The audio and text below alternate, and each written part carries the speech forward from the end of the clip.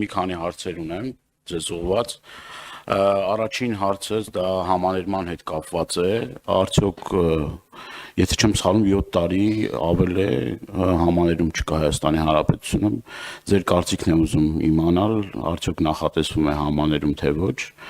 Երկրորդ հարցս բանտային պայմաններին է վերաբերվում, ես չեմ ուզում անուններ նշել, բայց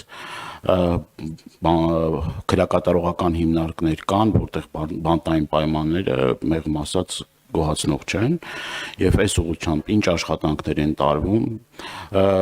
Հաջորդ հարցս էլ, երրորդ հարցս էլ վերաբերվում է ձգձգվող դատական process-ներին։ Ես բավականին հաճախ եմ այցելում քրեակատարողական հիմնարկներ եւ այցելելով քրեակատարողական հիմնարկներ տեսնում եմ մարդիկ, որոնք 6 տարի, 7 տարի արդեն մարդկա արդեն 7-րդ տարին է դատական այս process-ների մեջ է։ Ինչ ձեր կարծիքով ինչն է սրան խանգարում, այսինքն այդ վերջնական դատական վճիռ կայացնելուն ինչն է խանգարում, որ տարիներով ձգձգվում է այդ հարցերը եւ վերջին հարցս էլ վերաբերում է աշխատավարձներին, դատական կարգադրիչների աշխատավարձերը, եթե չեմ սխալվում, որտեղ բազմաթիվ նամակներ եմ ստանում, իրենց աշխատավարձերի վերջի շրջանում փոփոխության չի ենթարկվում, արդյոք նախատեսվում է դատական կարգադրիչների, եթե էլի այնտեղ անձիկ կան, որոնք որ անեն, չգիտեմ, աշխատողներ կան, դատարանում էլի իրենց հետ կապված աշխատավարձի փոփոխություն նախատեսվում է թե ոչ։ Շնորհակալություն պարոն Դանիելյան հարցերի համար։ Համաներման հետ կապված չունենք որոշում համաներում իրականացնելու, որովհետև կարծում ենք, որ յուրաքանչյուր ազատազրկված անձի նկատմամբ պետք է պետությունը անհատական մոտեցում դրսևորի եւ ոչ թե ինչ որ պահի որոշի, որ պետք է XYZ կատեգորիայի անձանց ազատ արձակել, այլ պետք է որոշի ազատ արձակել նրանց, ովքեր որ անցել են վերասոցիալականացման ինչ որ ճանապարհ։ Դրա հետ կապված ես այն տեսակետի կողմնակիցը չեմ, որ միայն ասեմ դե դատարաններն են որոշում պատժից պայմանական վաղակետ ազատել անձին թե ոչ, իհարկե դա այդպես է, դատարաններն են որոշում, բայց մենք շատ անելիքներ ունենք այս առումով եւ իրականում աշխատանքները արվում են անհատականացնելու կոնկրետ անձանց վերասոցիալականացման պլանները եւ գնահատման մեթոդիկաները եւ կարծում եմ, որ ապագայում մեր կատարած աշխատանքի շնորհիվ մեր կողմից դատարան ներկայացվող զեկույցների որակը էապես կբարձրանա եւ դատարանները մեր զեկույցների հետ հաշվի նստելով ավելի շատ կկիրառեն պատժից պայմանական վաղաժամկետ ազատելու գործիքը եւ դատարանների ներողություն քրեակատարական հիմնարկների բեռնաթափման, ինչպես նաեւ մարդկանց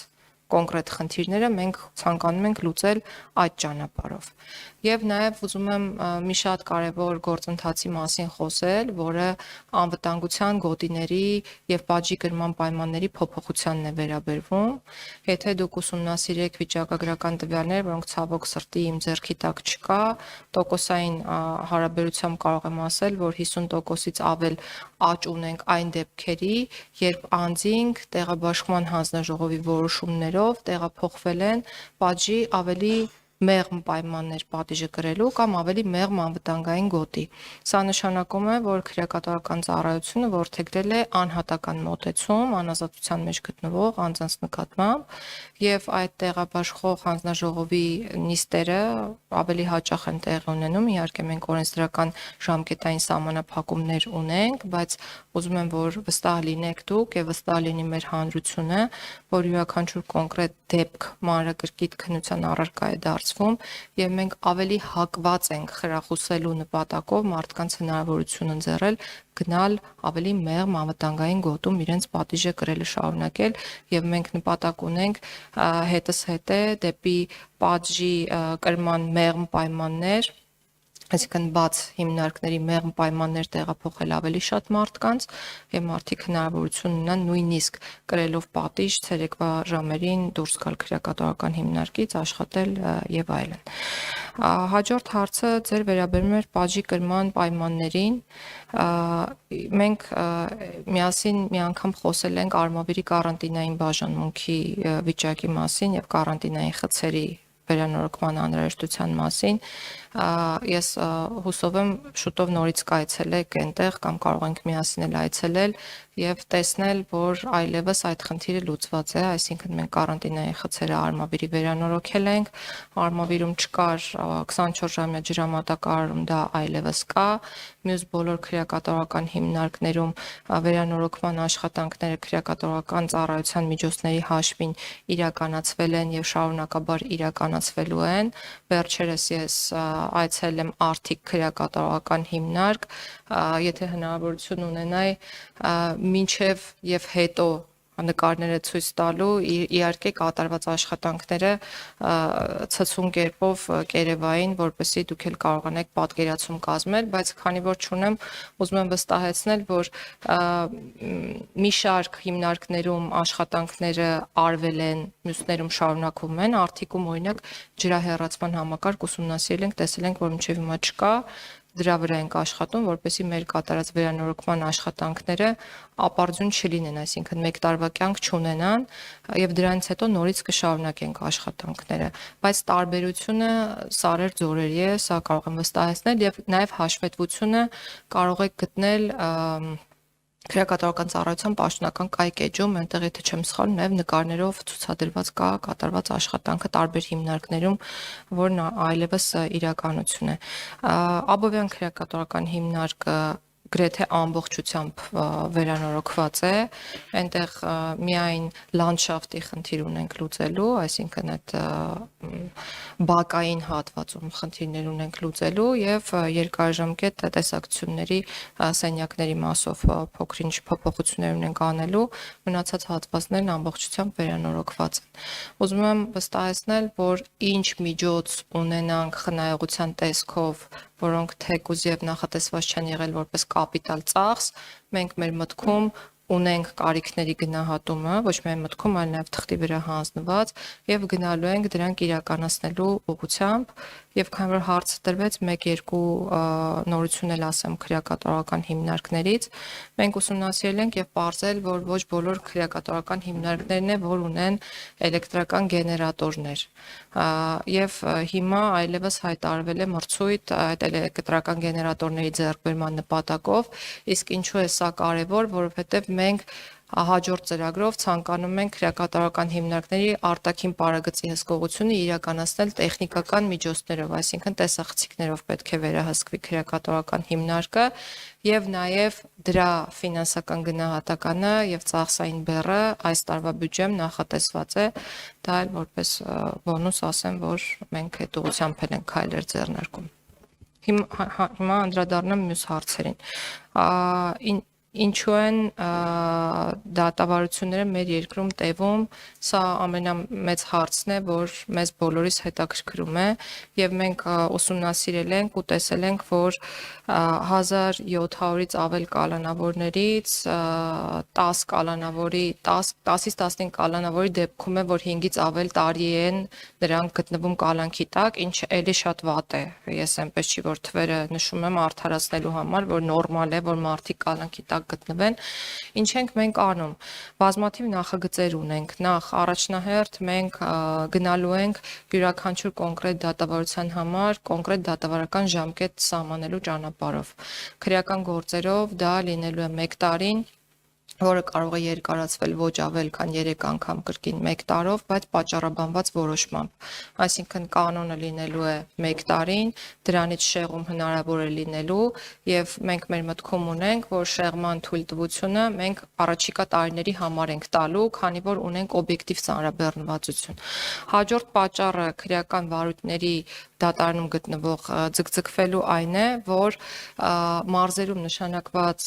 դատավորները երբեմն տեղափոխվում են Երևան քաղաք կամ անցնում են առաջ խաղացման ցուցակներ եւ իրենց գալիս է փոխարինելու նոր դատավոր եւ նոր դատավորի գալուց հետո գործի քննությունը սկսվում է 0-ական կետից։ մենք ունենք նախաձեռնություն, ըստ որի դատավորի փոփոխության դեպքում, եթե կողմերը չեն առարկում, գործի քննությունը չպետք է սկսի զրոյական կետից, այլ պետք է շարունակվի այն կետից, որում որ ավարտվել է, այսինքն առաջին դատավորը որ կետում որ թողել գնացել է, եւ սրան զուգահեռ ունենք եւս մեկ նախաձեռնություն, որի համաձայն դատավորները, որոնք ընդգրկվելու են առաջխաղացման ցուցակում կամ նրանց վերաբերյալ որոշում է կայացվելու տեղափոխվել մեկ շրջանից մեկ այլ շրջան, մինչև տեղափոխման պահը պետք է փաստացի մաքրեն, այսպես ասած, իրենց գործերի 50%-ը, իսկ մյուս 50%-ը պետք է մակագրվի տվյալ դատարանի այլ դատավորներին, որպեսզի մենք վստահ լինենք, որ այդ անընդհատ շրջապտույտի մեջ գործերի քննության այլևս չենք ընկնելու, բայց դուք ինձ 4 հարց էիք տվել աշխատավարձների հետ կապված։ Այս բյուջեում որևէ բյուջետային տողով նախատեսված չէ, բայց մենք ունենք առանձին ծրագիր եւ դատավորների հաստիկների համալրման, ինչը կարիքների գնահատման արդյունքում ենք արել նաև աշխատելով բարձրագույն դատական խորհրդի մեր գործընկերների հետ, հաշվել ենք դատավորների ծանրաբեռնվածություն գործերի քանակ ըստ մարզերի եւ տարածքների եւ մոտավոր 30-ից ավել դատավորների նոր հաստիկների լրացման առաջարկով ենք ապագայում հանդես գալու եւ մեր ուշադրությունից չի վրիպել նաև դատական այլ ծառայողների աշխատավարձի հետ կապված խնդիրը, խոսքը օգնականների, քարտուղարների եւ կարգադրիչների մասին է, ըստ նախնական պայմանավորվածության նախատեսել ենք, որ հնարավորության դեպքում 30%-ով պետք է բարձրացնենք այս աշխատակիցների աշխատավարձը, բայց ֆինանսական բեռը բավականին մեծ է ու կախված է մեր պետական բյուջեի հնարավորություններից։ Չէ, սա առանձին ծրագիր է, որ պետք է քննարկվի, ժամկետներ չեմ կարող նշել, բայց մենք կփորձենք ամեն ինչ անել, որ եկող տարվա ընթացքում ծրագիրը իրականություն դառնա։ Ես արձագանք եղել է, թե չէ։ Չի եղել արձագանք, շատ բարի։ Խնդրեմ։ Տիկին Գալյան, կներեք։ Տիկին Գալյան, եւս երկու հարց ունեմ, ինձ տենց մի նայեք, Տիկին Գալյանը երկարապատասխանում է, իմ խնդիրը չի։ Ես իմ արձագանքի իրավունքից պիտի օգտվեմ, ես Պարոն Դանիելյան, դուք ունեք ձեր արձագանքի իրավունքը, ոչ ոք այդ իրավունքի չի զրկվելու։ Այո, եւ նայելու իրավունք, այո։ Գիտեք նախագահի դերը հեշտ է, նոր մեղադրում են նրա մեջ, որ ընդդիմության ավելի շատ ժամանակ են տալի, քան իշխանական պատգամավորներին։ Խնդրեմ։ Մեղադրում ակնհայտ ինձ ընդհատում է։ Տեսեք, ակնհայտ գրականություն են տեսնում։ Խնդրեմ, պարոն Դանիել։ Տիկին Գալյան, անչափ կարևոր է աշխատավարձների հարցը եւ ոչ թե պիտի այդ խոստումների բանով լինի, այլ հստակ պիտի աշխատավարձները բարձրացվեն, որովհետեւ երկար ժամանակ չեն բարձրացվել մարդկանց աշխատավարձը այդ մեկ։ Դուք խոսեցիք անձնական տվյալների գաղտնիության մասին, բայց վերջին տարիների ընթացքում մենք տեսնում ենք ինչպիսի այսպես գոտկատեղից ներքև հարվածներ են լինում եւ տարբեր տեսանյութեր են հրապարակվում, համացանցում, կապ չունի մարդը ընդդիմադիր է, իշխանական է եւ այլը, չգիտեմ, բայց այստեղ շատ լուրջ խնդիր կա եւ կարծում եմ, որ քրեորեն պատժելի արարքը պետք է անպայման կիրառվի եւ մեղավորները պետք է պատժվեն եւ մեր հայրենակիցները իրավունք ունեն գաղտնիության եւ անձնական կյանքի, չգիտեմ, տարբեր դրվագներ չհրապարակելու։ Այս հարցով կարծեք թե որևէ մի աշխատանք չի արվում։ Երկրորդ հարցը հետեւյալն է։ Խնդրում հստակ պատասխանեք։ Ենթադրյալ մեղավոր անձը ոնց է լինում, որ իշխանական, մեծ իշխանական շրջանակների մարդուն կիրառվում է այլընտրանքային խափանման միջոց, վարչական հսկողություն, այլ մեղմացուցիչ միջոցներ, իսկ ակնհայտ մարդ, ընդդիմադիր հայացքներ ունեցող մարդը, այդ թվում այսօր նաև իմ դա համոզմունքն է, որ ունենք Կին Քաղբանտարկյան, Լիդիա Մանտաշյանը, Սրբազաներ եւ այլն, այդ մարդկանց խափանման միջոցի հարցը կարծեք թե որոշվում է, որ բանտային կալանք պետք է լինի։ Այս երկակի ստանդարտները Հայաստանի Հանրապետությունում ի վերջո ակնհայտ է, էլի դա չեն կարող էլի բան անենք, ասենք չէ, տենց չի։ Մեր գործընկեր Արտուր Սարգսյանի պահով, այսինքն սա չի կարելի նման ձևով երկակի ստանդարտներով առաջնորդվել եւ ի վերջո ես ուզում ձեր հստակ գնահատականը լսել այս մի քանի հարցերի վրա։ Շնորհակալություն։ Ես հարցերին փորձում եմ պատասխանել ոչ թե երկար, այլ սպառիչ, որ լրացուցիչ հարցեր չառաջանան։ Ինչ վերաբերում է անձնական տվյալների պաշտպանությանը, ես խոսեցի ոչ թե խնդրի մասին, այլ լուծումների մասին, ասելով, որ ունենք ծրագիր անձնական տվյալների պաշտպանության նոր անկախ մարմին ստեղծելու, որը կհամապատասխանի Եվրոպայի խորհրդի 100+ կոնվենցիային եւ ԵՄ համապատասխան կարգավորումներին եւ անձնական տվյալների պաշտպանության առանձին եւ անկախ մարմին ունենալու անհրաժեշտությունը բխում է իրականում ԵՄ ստանդարտներից եւ մենք միայն ստանդարտներին չէ որ պետք է նայենք, մենք պետք է նայենք նաեւ սոցիալական անհրաժեշտությանը, արդյոք կարիք ունենք նման մարմին ձևավորելու թե ոչ, եւ նաեւ ձեր կողմից բարձրացված խնդիրները խոսում են այն մասին, որ այո, մենք նման մարմին, անկախ մարմին, ինքնավար մարմին ունենալու կարիք ունենք այս պահին ու այդ ուղղությամբ աշխատանքներն արդեն ձեռնարկել ենք, հայեցակարգը մշակված է, շուտով կառավարությունում հայեցակարգը այս ամսվա վերջ պետք է քննարկենք։ Ինչ վերաբերում է քրեական գործերին, այսօր էլ կան արարքներ, որոնք որ համարվում են անձնական կյանքին միջամտող եւ քրեորեն հետապնդելի են, բայց վարույթների վերաբերյալ որևէ տեղեկության չեմ տիրապետում ու չեմ կարող պատասխանել այն հարցին, թե ինչու են որոշ դեպքերում նախաձեռնում, որոշ դեպքերում չեն նախաձեռնում կամ ինչու պատշաճ մակարդակով տվյալ գործերի քննությունը մեր երկրում չի իրականացվում, որովհետեւ այդ հարցերի հասցեատերերը այլ անձինք են, ինչպես այլ անձինք են ձեր մյուս հարցի հասցեատերերը, որովհետև ես չեմ կարող ասել դատարանը ինչու է մի դեպքում որոշում կայացնում այսպես, մյուս դեպքում այնպես։ Ենթադրում եմ, որովհետև որոշման կայացման մի դեպքում ունի այլ փաստակազմ, որի վրա հենվում է, մեկ այլ դեպքում այլ փաստակազմ։ Արդարադատության նախարարությունը խափանման միջոցները կատարողն է։ Ինչ վերաբերում է միասնական չափանիշներին, մենք մեր տեղում, մեր հնարավորությունների չափով փորձում ենք այնպես անել, այդ թվում մեթոդական ուղեցույցների մշակմամբ, որ այդ չափանիշները միասնական լինեն։ Ընդ որում, եթե ուշադրություն դարձնեք մեր կողմից հարուցվող եւ բարձրագույն դատական խորհուրդ տարվող կարգապահական վարույթներին, այդ չափանիշների միասնականության վերաբերյալ հուշումներ կունենաք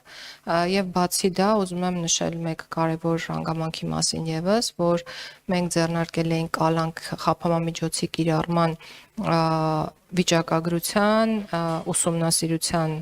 գործընթաց ու ուսումնասիրել ենք ու հասկացել ենք, որ իրոք է տեղ ունենք խնդիր, պարտադիր չէր այդ ուսումնասիրությունը անել հասկանալու համար, բայց մենք կոնկրետ թվական տվյալներ օգտագործելով ենք դա արել, համեմատելով նոր քրեական օրենսգրքի ուժի մեջ մտնելուց առաջ եղած վիճակը, այդ թվում թվական տվյալները կալանավորումների եւ հետո արդեն իսկ արկա վիճակը, տեսել ենք, որ իրականում այո ունենք կալանքի քանակական աճ, ինչը մեզ համար շատ վատ է, որովհետև մենք ունենք անազատության մեջ գտնվող ավելի շատ անձինք եւ եթե շատ պարզ ձևով էլ ասեմ, մենք ավելի շատ գումար ենք ծախսում պետական բյուջեից այդ անձանց պահելու համար։ Իհարկե գումար ծախսում է նաեւ պրոբացիայի ծառայությունը կրկին պետական բյուջեից, բայց հիմա այս մասով փորձում ենք ավելի ճկուն դարձնել այն մեխանիզմը, ըստ որի անձինք իրենք պետք է վճարեն իրենց նկատմամբ կիրառվող էլեկտրոնային բրասլետների համար, որպեսզի կարողանանք պետական ավելի քիչ միջոցներ ծախսել այդ խափանամիջոցները կիրառելիս։ Սա է ձեր հարցի պատասխանը։